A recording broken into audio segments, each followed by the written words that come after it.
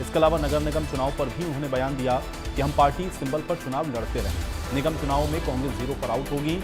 अभय चौटाला के बयान पर भी प्रतिक्रिया दी। उन्होंने कहा कि घोटाला हुआ है तो उसको उजागर करना चाहिए। वीबीजी रामजी योजना को लेकर के भी बोले हैं कि ये मजदूर श्रमिकों के लिए बेहतर योजना है। योजना में नए कार्यों को जोड़ दिया गया है। हरियाणा के मजदूरों को अब और ज्यादा मानदेय मिलेगा, ये बात मोहनलाल बड़ोली की ओर से कही गई।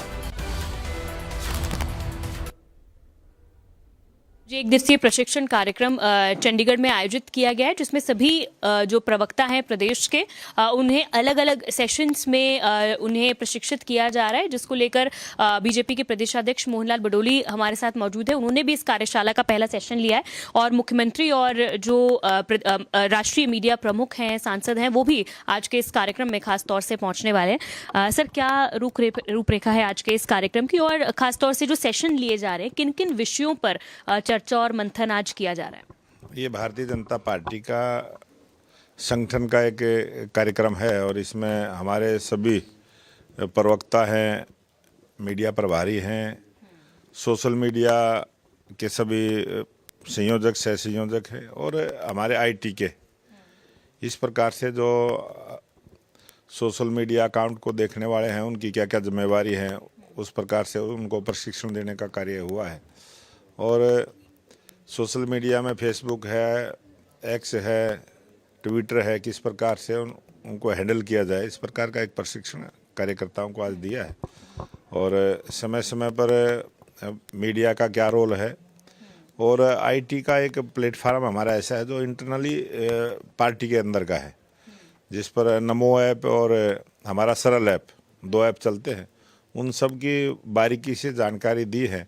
किसी को कोई उसमें नया सीखने का अवसर मिलेगा। और जैसे आज व्हाट्सएप ग्रुप पर एक अलग से एक नया फीचर आया है, उन सब के बारे में जानकारी दी है। और हमारे प्रदेश के मुख्यमंत्री नायब सिंह सैनी जी, हमारे पार्टी के राष्ट्रीय प्रवक्ता सुधांशु त्रिवेदी जी, और हमारे जो इन सभी मीडिया के, सोशल मीडिया के, आईटी के जो प्रमुख प्रदेश के हैं और हमारे संगठन मंत्री हैं, हम सब ने आज एक दिवसीय प्रशिक्षण कार्यशाला का आयोजन किया है। अच्छे ढंग से हुआ और सबकी इसमें हाजिरी रही। एक प्रशिक्षण शिविर आज आपने यहाँ किया है सर। एक प्रशिक्षण कुरुक्षेत्र में भी चल रहा है कांग्रेस का। राहुल गांधी और कांग्रेस के तमाम जो बड़े लीडर्स हैं वो वहाँ पर जिलाध्यक्षों के प्रशिक्षण के लिए पहुंचे हैं। इसको कैसे देखते हैं आप? ये उनकी पार्टी का काम है और अच्छी बात है, और बधाई देता हूँ मैं तो कांग्रेस वालों को कि वो कोई कार्यक्रम चलाए और उनका सफल हो जाए। हमें लगता नहीं है कि वो, पहले तो राहुल गांधी जिलाध्यक्ष बनाने आए थे, अब उनके प्रशिक्षण के लिए आ रहे हैं। अब राहुल गांधी जी आ रहे हैं तो वो तो और भी बढ़िया है, क्योंकि वो जैसा वो है वैसा ही बना के जाएगा सबको जी। वहीं सर, अगर बात करें तो भारतीय जनता पार्टी के संगठन की, तो आने वाले दिनों में क्या संगठनात्मक कार्य रहने वाले हैं? किस तरह के कार्यक्रम प्रदेश में रहने वाले हैं बीजेपी? ये भारतीय जनता पार्टी के हमारे कार्यक्रम हैं और श्रद्धेय पूर्व प्रधानमंत्री अटल बिहारी वाजपेयी जी का जो शताब्दी वर्ष पूरा हुआ है, और लगातार 1 वर्ष तक सुशासन को लेके हम नीचे तक, हर कार्यकर्ता तक और हर विभाग तक भी सुशासन को लेके हम जागरूक करने वाले हैं। और अनेक कार्यक्रम पार्टी के समय समय पर आते रहते हैं। वो सारे कार्यक्रम अच्छे ढंग के साथ चले। और जो सबसे बड़ा प्रोग्राम हमारा अभी चलना है वो है BLA 2 की नियुक्ति, जो आने वाले समय में SIR हरियाणा में होगा। उसके लिए भी हम BLA 1 की हमने नियुक्ति की है और BLA 2 की नियुक्ति करके हम उनको एक कार्यशाला के माध्यम से पूरी एक विधानसभा के जो हमारे BLA 2 हैं और हमारे बूथ के अध्यक्ष हैं, उन सब की कार्यशाला इसी प्रकार से एक दिवसीय रहेगी। और उसमें क्या क्या चीज़ों का ध्यान रखना है, कि कैसे घर घर जाके संपर्क करना है, सारी जानकारियाँ लेनी है। अच्छे से कार्यकर्ता को प्रशिक्षण देने का काम करेंगे। वही सर, प्रदेश में लगातार जो है जो चुनाव आने वाले हैं 3 नगर निगमों के, उसको लेकर भारतीय जनता पार्टी की क्या तैयारी है? कांग्रेस इसको लेकर बोल चुकी है हम सिंबल पे चुनाव लड़ेंगे। बीजेपी की इसको लेकर क्या तैयारी है? क्योंकि फिलहाल तीनों जो मेयर हैं वो बीजेपी के ही काबिज थे। हरियाणा प्रदेश में वर्षों से हम निगम के चुनाव और परिषद के चुनाव पार्टी सिंबल पर लड़ते रहे हैं।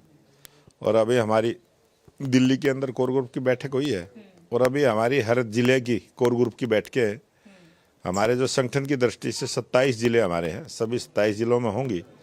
और खासकर ये सोनीपत, अम्बाला, पंचकुला और रेवाड़ी और अपना हिसार, इस प्रकार से कई जिलों में जो छोटे चुनाव आएंगे, नगर परिषद के आएंगे, नगर पालिका के आएंगे और निगम के आएंगे, इनमें जो भी हमारी टीम बनेगी, प्रदेश की टीम बनेगी और प्रदेश की टीम के बाद हमारे जहाँ पर वो चुनाव है वहाँ की भी टीम बनेगी और कार्यकर्ताओं के नाम लेंगे, पैनल बनेंगे और पैनल के बाद हम अपने कार्यकर्ताओं को सिंबल देने का काम करेंगे। बिल्कुल सर, लेकिन जैसे कि मैंने आपको बताया कि तीनों ही बीजेपी के जो वहाँ पर मेयर थे वो काबिज थे, लेकिन जब विधानसभा चुनाव हुए हैं और इसके बाद जब लोकसभा चुनाव हुए, इसके बाद इन तीनों जगह पे समीकरण भी बदले हैं। कांग्रेस के विधायक भी वहाँ से जीत कर आए हैं, कांग्रेस के एमपी भी वहाँ से जीत कर आए हैं। तो अब आपकी क्या एक्सपेक्टेशंस है? क्या लग रहा है कि थोड़ी ज़्यादा मेहनत वहाँ पर करनी पड़ेगी?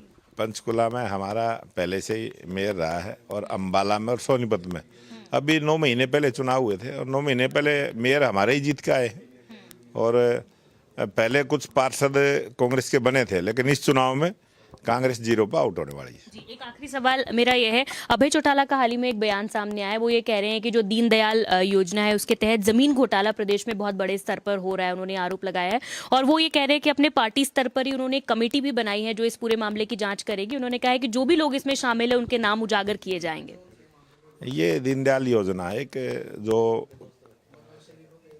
गरीब लोगों को बढ़िया और सस्ते जमीन रहने के लिए उपलब्ध हो, इस सोच के साथ दीनदयाल योजना आई है।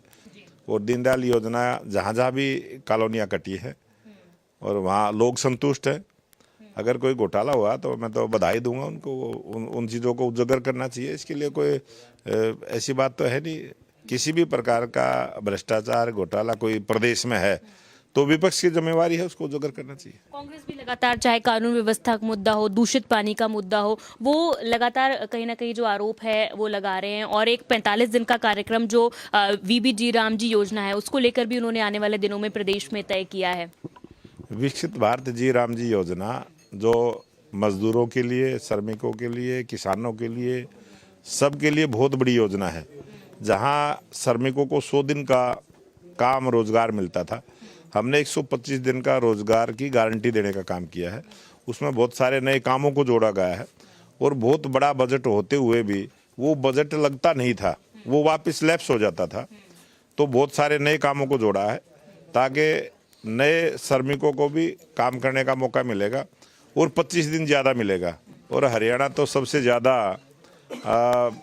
रोजगार का मानदेय देने वाला प्रदेश है। हरियाणा प्रदेश सबसे ज़्यादा 400 रुपये देने वाला प्रदेश है और हर 15 दिन के अंदर उन मजदूरों को उनकी वेतन मिल जाए, इस प्रकार की गारंटी पहले नहीं थी। लेकिन हमने ये सुनिश्चित किया है कि 15 दिन के अंदर किए हुए काम का मेहनताना उनको मिल जाए और अगर 15 दिन के बाद मिलेगा तो विधि ब्याज मिलेगा। इस प्रकार की व्यवस्था हमने की है। जी, बहुत शुक्रिया बातचीत करने के लिए। तो बीजेपी प्रदेशाध्यक्ष मोहनलाल बडोली बातचीत कर रहे थे और साफ तौर पर उन्होंने कहा है कि जो प्रशिक्षण शिविर है इसमें आने वाले समय में 2047 को लेकर किस तरह से सोशल मीडिया हैंडल करना है, इन तमाम चीज़ों को लेकर बारीकियों और जो गुर हैं वो प्रदेश प्रवक्ताओं को और सोशल मीडिया जो हैंडल कर रहे हैं उन सभी को इसमें सिखाई जा रही है। और इसी के साथ तमाम राजनीतिक मुद्दों पर भी उन्होंने बातचीत की।